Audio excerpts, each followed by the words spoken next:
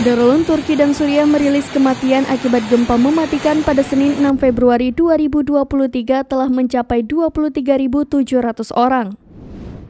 Dikutip dari Al Jazeera, Presiden Turki Recep Tayyip Erdogan selama kunjungan ke Provinsi Adiyaman pada Jumat 10 Februari 2023 mengakui bahwa tanggapan pemerintah bisa lebih baik.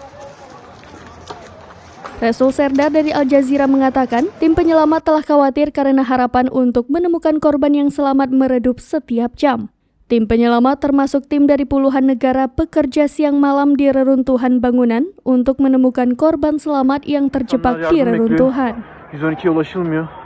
Kepala Yayasan Bantuan Kemanusiaan Turki, Bulen Yildirim, pergi ke Suriah untuk melihat dampak di sana.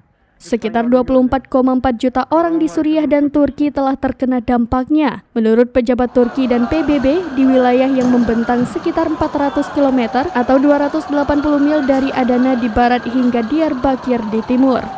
Di Suriah, orang tewas sejauh selatan Hama, 250 km atau 155 mil dari pusat gempa. Ratusan ribu orang lagi kehilangan tempat tinggal dan kekurangan makanan dalam kondisi musim dingin.